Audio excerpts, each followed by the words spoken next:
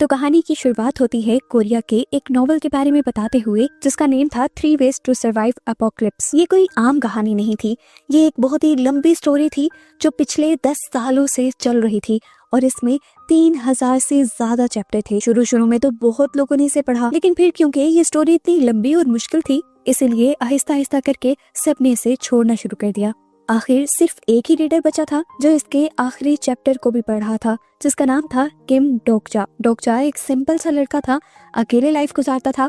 Middle school से अब तक जब भी उसकी लाइफ में प्रॉब्लम्स आई थी, चाहे वो स्कूल की बुलिंग थी या कॉलेज की कोई प्रॉब्लम या फिर जॉब का स्ट्रेस, इस नॉवल ने उसका हौसला बढ़ाया था। इस नॉवल की कहानी एक हीरो के बारे में थी जिसका नाम था यो जॉन ह्योक। जॉन ह्योक के पास एक पावर थी रिग्रेशन की, मतलब वो मरने के बाद वापस टाइम में पीछे जा सकता था ताकि वो दुनिया को तबाही से बचा सके। डोकजा को ये स्टोरी इसलिए पसंद थी क्योंकि जॉन ह्योक का स्ट्रगल उसे हिम्मत देता था अपनी बोरिंग लाइफ में सरवाइव करने की। जिस दिन ये नॉवल खत्म होने वाला था, डोकजा सबवे में था, अपने ऑफिस से घर जा रहा था।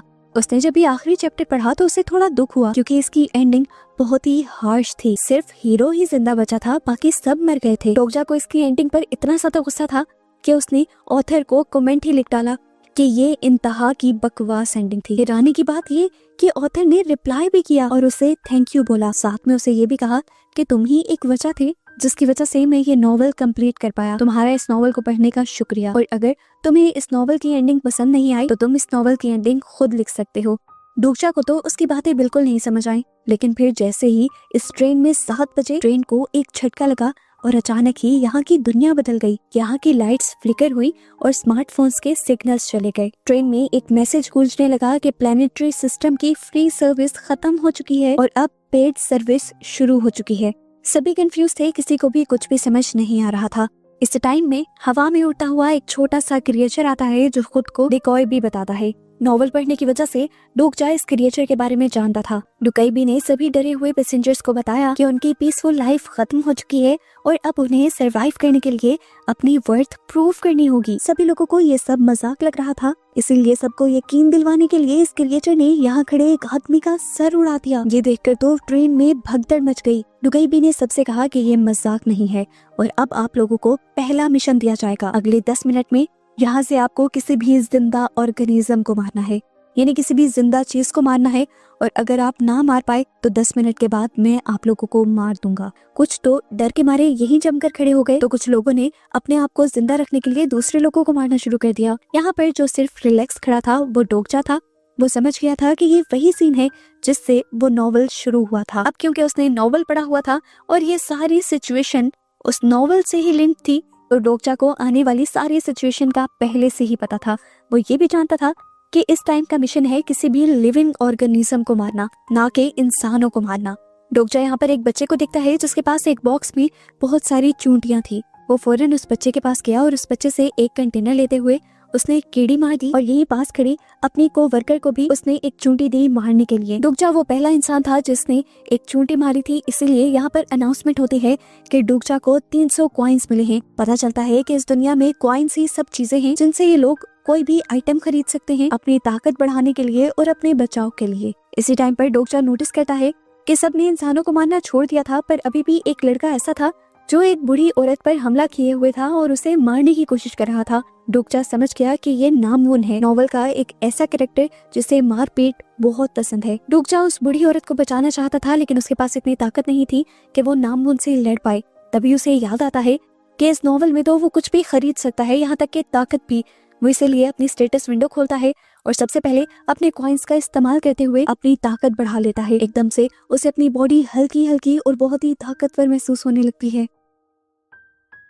अपनी इसी ताकत से डोकजा ने नामवून को बहुत ही बुरी तरह से मारा और फिर उस आंटी को बचाते हुए उसने आंटी के हाथ में इंसेक्ट रखकर मारने की कोशिश की, लेकिन ये इंसेक्ट वो खुद ही मार गया था, आंटी नहीं मार पाई थी। ऐसे उसके कॉइन्स बढ़ने लगे और टाइम भी यहाँ पर 0 हो गया। पता चलता है कि डोकजा, उसके साथी और उस छोटे बच्चे के अलावा कोई भी इस मिशन को पास नहीं कर पाया था, इसीलिए सिस्टम ने वही सबको खत्म कर दिया। ट्रेन अब लाशों से भर चुकी थी। डुकाईबी अब दोबारा ट्रेन में वापस आया और ये खून खराबा देखकर बहुत ज्यादा खुश हुआ। वो बताता है कि सितारों पे बैठे हुए वो लोग जो ये सब किसी मूवी या ड्रामा की तरह एंजॉय कर रही हैं, वो तो बहुत खुश हुए होंगे। फिर दिखाया जाता है कि अब ट्रेन ब्रिज पर रुक जाती है और एकदम से पानी के अंदर से एक बहुत ही भयानक मॉन्स्टर उड़कर ये ब्रिज तोड़ देता है। अब तो सभी लोग नीचे गिरकर मर जाते, पर यहाँ कुछ लोग मिलकर ट्रेन का दरवाजा खोल लेते हैं और डूबजा छोटे बच्चे को उठाकर और अपने सभी साथियों के साथ इस टूटे हुए ब्रिज पर ही भागने लग जाता है। इन्हें लगा था कि ये लोग बच गए, पर खतरा टला नहीं था। वो पैसेंजर्स जो कि पिछले राउंड में मारे गए थे वो ज़ॉम्बी बनकर इनके पीछे लग चुके थे। इन्हें तो लगा कि ये लोग मर जाएंगे, लेकिन तभी डोकजा ने पीछे देखा। जॉन ह्यूग जो कि नॉवल का मेन हीरो था, वो बड़ी आसानी से इन सारे ज़ॉम्बीज से लड़ रहा था। इस टाइम जॉन ह्यूग ने जैसे ही डोकजा और उनके साथियों को देखा तो वो हैरान हो गया। वो एक रिग्रेसर था, मरकर जिंदा हुआ था। यहाँ होने वाली सारी बातें उसे याद थी और आज से पहले उसने कभी ये नहीं देखा था कि उस ट्रेन से कोई जिंदा भी बचकर निकला है। इसीलिए उसने डोकजा को पकड़ा और ब्रिज से नीचे लटका दिया। नीचे वो मॉन्स्टर बड़ा सा मुंह खोले डोकजा के आने का इंतजार कर रहा था। जॉन ह्यूग ने उससे पूछा, कौन हो तुम और तुम जिंदा कैसे बचे? डोकजा सच तो नहीं बता सकता था कि वो बाहर की दुनिया से नॉवल में आया है, इसीलिए वो झूठ बोल देता है कि उसके पास प्रोफेसी यानी फ्यूचर देखने की ताकत है और उसी का इस्तेमाल करते हुए वो बच निकला है। डोकजा कहता है, अच्छा अगर ऐसे ही बात है तो अपनी पावर्स के जरिए जरा इस मॉन्स्टर से तो बचकर दिखाओ। ये कहते ही वो डोकजा को मॉन्स्टर के मुंह में फेंक देता है। डोकजा सीधा जाकर मॉन्स्टर के पेट में गिरा। यहाँ चारों तरफ अंधेरा था। डोकजा के आते ही उसके पेट का एसिड बढ़ने लगा था और वो डोकजा को जलाकर पिघला देता।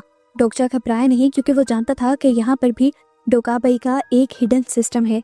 उसने उससे कांटेक्ट किया और कहा कि मैं जानता हूँ तुम्हारा एक साथी स्ट्रीमर है और वो कंटेंट ढूंढ रहा है। मैं इस सेगमेंट को ऐसा इंटरटेनिंग बना दूंगा कि लोग बार बार इसे देखेंगे और तुम्हारे साथी के चैनल पर कॉइन्स की बारिश हो जाएगी। लेकिन वो कहता है कि इसके बदले उसे प्रॉफिट में हिस्सा भी चाहिए। थोड़ी बहस के बाद डोकाबाई भी मान गया। इस तरह डोकजा को कुछ कॉइन्स मिल गए, जिसके जरिए उसने कांटों वाला एक वेपन खरीदा और इस वेपन से उसने मॉन्स्टर को मार दिया। जिसके बाद वो मॉन्स्टर का पेट काटते हुए बाहर भी निकल आया। वो ना सिर्फ जिंदा बचकर यहाँ से बाहर निकला था, बल्कि उसने बहुत सारे कॉइन्स के साथ साथ बहुत सी स्पेशल चीजें भी हासिल कर ली थी।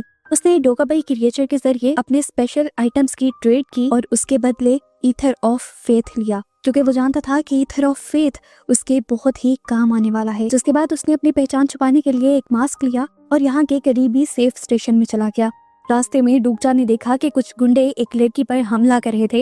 वो पहचान गया कि ये भी नॉवल की एक कैरेक्टर थी जो नॉवल के शुरू में ही मर गई थी, पर उसने कहानी बदलने का सोचा। हिम्मत से और अपनी खरीदी हुई ताकत से उसने सभी गुंडों का मुकाबला किया और इस लड़की को बचा लिया। अपनी जान बचाने के लिए हिबॉन उसका शुक्रिया करती है और उसके साथ ही चलने का फैसला करती है। ये लोग एक साथ एक स्टेशन पर पहुंचते हैं, जहाँ पर देखते हैं कि और भी बहुत सारे सर्वाइवर्स यहीं पर इकट्ठा थे। लेकिन इस स्टेशन को एक करप्ट आदमी चला रहा था।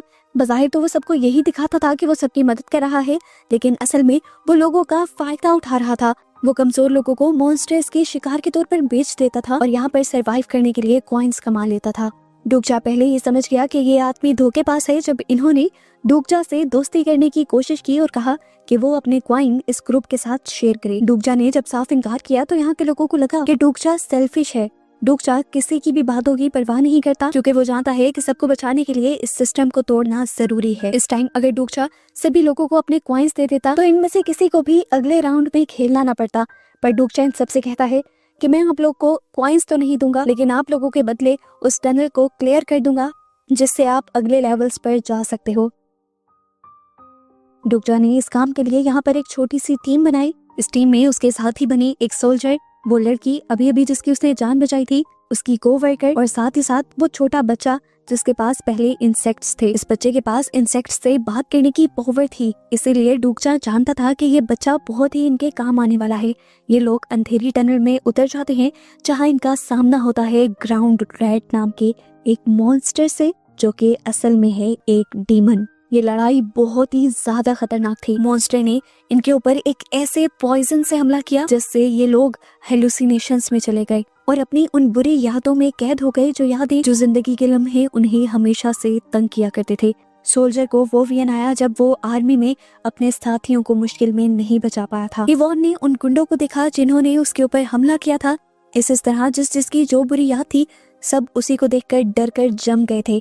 लेकिन डोकजा के पास एक स्किल थी जिसका नाम था फोर्थ वॉल। ये स्किल उसके दिमाग को इमोशंस से बचा कर रखती थी। इस तरह उसने अपने आप को भी हेलुसिनेशंस और इन्वियंस से बचा लिया, जिसके बाद उसने चिल्ला कर सभी लोगों के भी इल्यूजन्स तोड़ दिए। होश में आते ही टीम ने वापस हमला किया। डोकजा ने शॉप से वाइट स्टार प्योर एनर्जी खरीदी, जिससे उसका वेपन चमकने लगा। फिर उसने और हीबॉन ने मिलकर उस मॉन्स्टर के ऊपर इसी वेपन से हमला किया और उसे खत्म कर दिया। इस मॉन्स्टर को खत्म करते ही इन्हें यहाँ पर ट्रेजर चेस्ट मिला, जिनमें इनके लिए बहुत सारे नए वेपन्स थे। सभी ने अपने अपने वेपन्स बांट लिए और डोकचा को यहाँ पर मिली थी एक टूटी हुई तलवार। सबको लगा कि उसका कोई मायने नहीं है, लेकिन डोकचा जानता था कि यही सबसे अच्छी चीज है। उसने पहले जो ईथर ऑफ फेथ खरीदा था वो इसी के लिए तो था। वो जैसे ही ईथर ऑफ फेथ को इस तलवार के ऊपर लगाता है तो ये तलवार रोशनी में बदल जाती है और ब्लेड ऑफ लाइट बन जाती है। एक ऐसा वेपन, एक ऐसी तलवार बन जाती है जो ना टूट सकती थी और ना इससे उसका कोई दुश्मन बच सकता था। अपना ये मिशन खत्म करने के बाद ये लोग वापस स्टेशन के अंदर आते हैं और आते ही सभी सर्वाइवर्स को उस करप्ट लीडर की सच्चाई बताते हैं। हीवॉन, जिसके साथ उस करप्ट ग्रुप ने ज्यादती की थी, वो गुस्से और इंसाफ की आग में जल रही थी, इसलिए उसने करप्ट लीडर को मार दिया और सभी सर्वाइवर्स को आजाद करवा लिया। लेकिन रुकने का वक्त नहीं था, उन्हें अगले स्टेशन चुंगमोरो जाना था ताकि वो मेन सिनेरियो के साथ चल सके। जब वो चुंगमोरो पहुंचे तो वहाँ की हालत बहुत ही ज्यादा खराब थी। यहाँ का सिनेरियो ग्रीन जोन का था।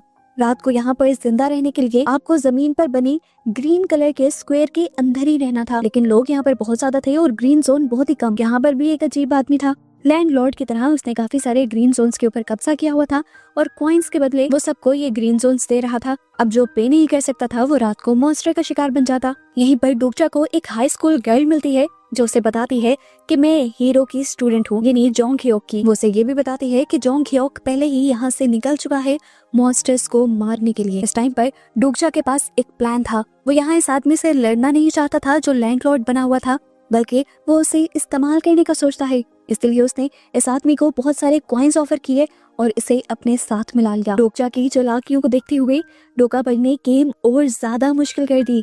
वो एलियंस जो ये सब कुछ ऊपर से दिख रहे थे, उन्हें और भी ज्यादा ड्रामा चाहिए था, इसलिए डोका भाई ने यहाँ पर ग्रीन जोन्स कम कर दिए। ये एक चाल थी ताकि लोग एक दूसरे को मारें।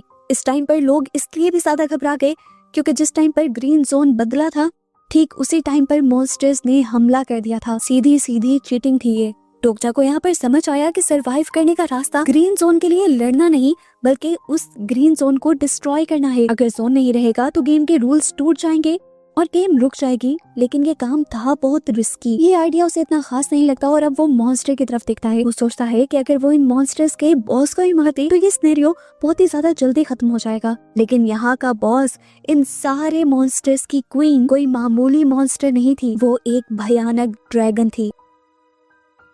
ओरिजिनल नॉवल में ये वो मोड़ था जहाँ हीरो जॉन ह्योक अक्सर मर जाया करता था और फिर उसे टाइम में वापस पीछे जाना पड़ता था और पहले राउंड से शुरू करना पड़ता था। ये सब याद करते हुए डोकचा को समझ आता है कि अगर इस लेवल पर आकर जॉन ह्योक मर गया तो दुनिया रीसेट हो जाएगी और डोकचा और उसके सारे दोस्त मर जाएंगे, गायब हो जाएंगे। इसलिए उसे जॉन ह्योक को बचाना ही होगा ताकि ये लोग इस गेम के सारे लेवल्स को पार करके अपनी दुनिया में वापस जा सकें। डोकचा अपनी टीम को लेकर इसीलिए डंजन में घुस गया, जहाँ जाकर उसने देखा कि जोंग ह्योक उस बहुत ही बड़े ड्रैगन से अकेला लड़ रहा था और हार रहा था। अब तो वो ड्रैगन जोंग ह्योक पर भारी भी पड़ने लगा था क्योंकि जोंग ह्योक थक भी चुका था और बहुत ज्यादा जख्मी भी था। वो लगभग लाइफ रीस्टार्ट ही करने वाला था, लेकिन तभी डोकचा चिल्लाया और उसने कहा, तुमने हार नहीं माननी जोंग ह्योक। ये देखकर गुस्से में ड्रैगन ने आग उगली, लेकिन डोकचा ने एक आइटम खाया जिससे उसने सारी आग को चूस लिया और वो बच गया। उसने अब ड्रैगन पर हमला किया और फिर बाकी साथियों को भी अपना साथ देने को कहा। डोकचा पर भरोसा करते हुए उन्होंने परफेक्ट टाइमिंग के साथ हमला किया। सोल्जर ने पहले अपनी शील्ड से ड्रैगन के हमले को रोका, फिर डोकचा की कोवर्कर ने अपने मैजिकल थ्रेड से ड्रैगन को अच्छी तरह जकड़ लिया।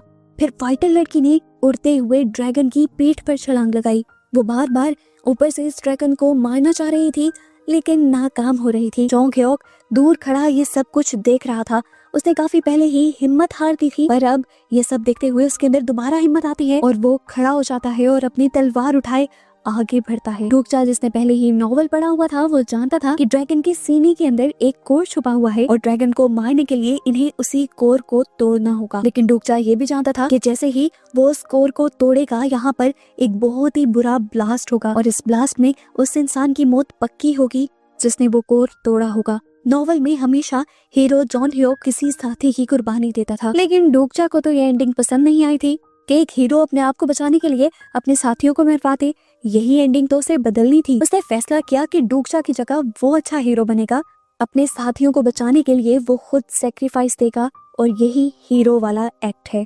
यही फैसला करते हुए वो फौरन ड्रैगन की तरफ भागा और उसने अपनी ब्लेड ऑफ लाइट उस ड्रैगन के सीने के अंदर घुसा दी और उसके कोर को तोड़ दिया। ड्रैगन जोर से चिल्लाया और एक तेज रोशनी के साथ धमाके ने उन सबको घेर लिया। जॉन ह्योक बहुत ही हैरानी से ये सब कुछ देखता रहा, जबकि डूकजा उस रोशनी में ही कहीं गायब हो गया। ड्रैगन यहाँ पर राख बन गया और ये सिनेरियो, ये लेवल यहीं पर कंप्लीट हो गया।